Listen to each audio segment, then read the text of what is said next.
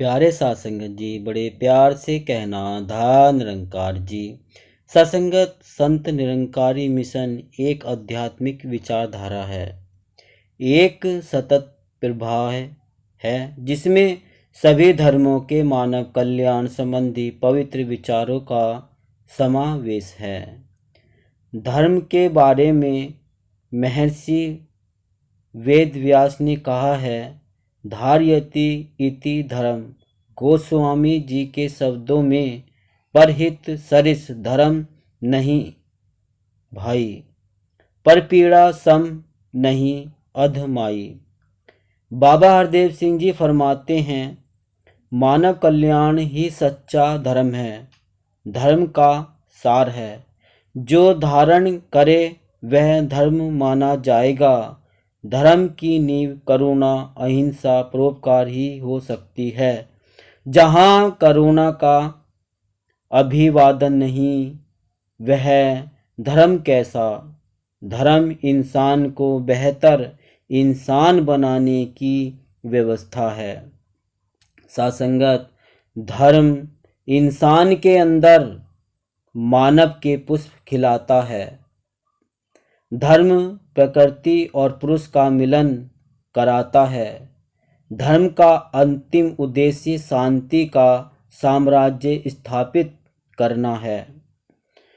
सत्संगत, Sant Nirankari mission भले ही अपने को कोई धर्म या संप्रदाय न मानता हो, फिर भी धर्म का बीज मंत्र वास्तविक अवधारणा में मिशन खरा उतरा है।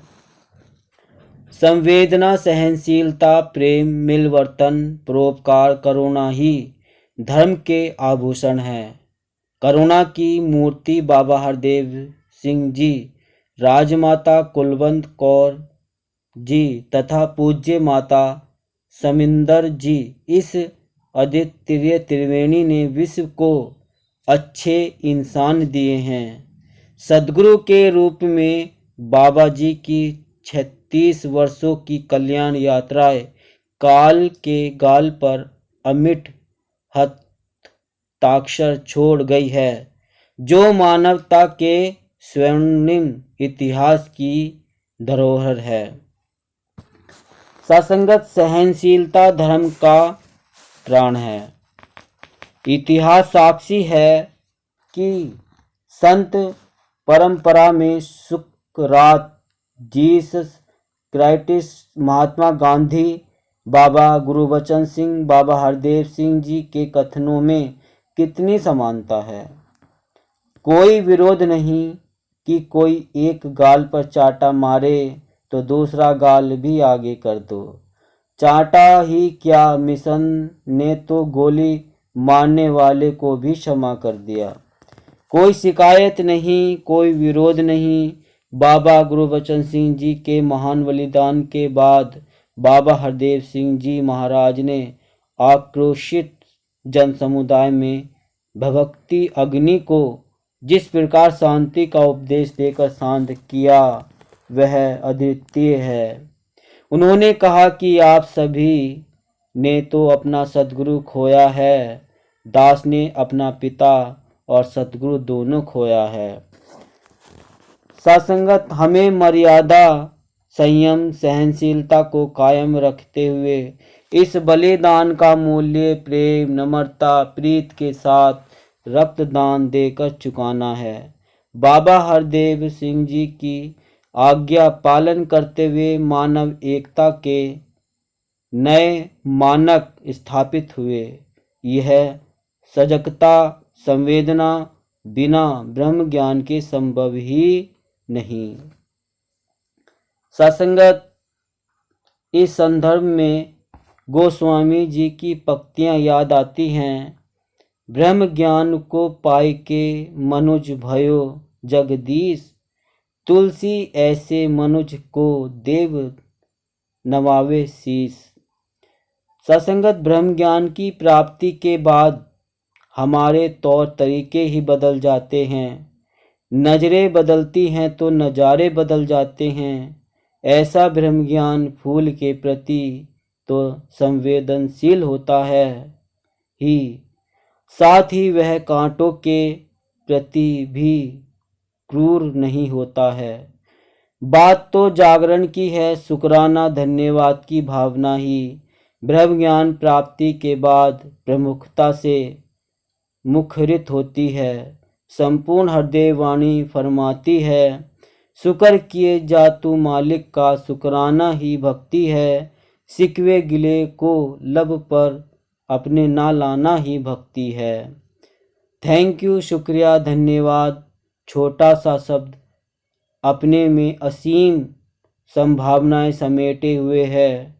यह छोटा सा शब्द व्यक्तित्व को बड़ा बनाता है।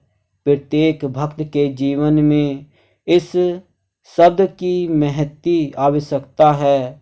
धन्यवाद ये शब्द हमारे व्यवहार के साथ साथ हमारे अवचेतन मन पर सकारात्मक प्रभाव डालता है। आभार व्यक्त करने वाले व्यक्ति अपेक्षाकृत ज़्यादा खुश मिजाज देखे गए हैं और उन्हें सामाजिक प्रतिष्ठा भी खूब मिलती है। शुक्राना शब्द भावनात्मक एकता का प्रतीक है।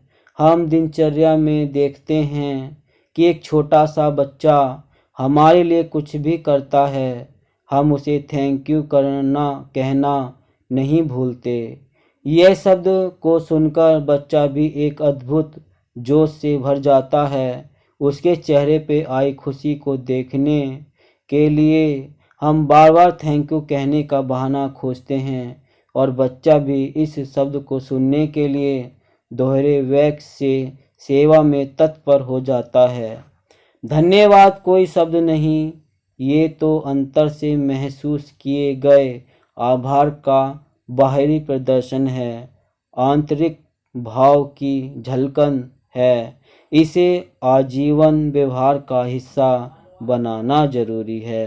तो सत्संगत, हमने समझा शुक्राना ही इस प्रकार भक्ति है, ऐसा शुक्राना ही भक्ति कहलाता है। तो आइए सत्संगत, हम सब मिलकर सतगुरु का शुक्राना करें, सतगुरु का शुक्र करते रहें और सतगुरु के शुक्र में ही करते करते ये जीवन बीत जाए और सत्संग सेवा सुमरन भी शुक्राना के भाव में ही बीत जाए। तो दास निवेदन कर रहा है, अगर आपने अभी तक चैनल को सब्सक्राइब नहीं किया है तो संदेश निरंकारी का चैनल को सब्सक्राइब कर दीजिए और बेल आइकन भी प्रेस कर दीजिए। प्यार से बोलिएगा, धन निरंकार जी।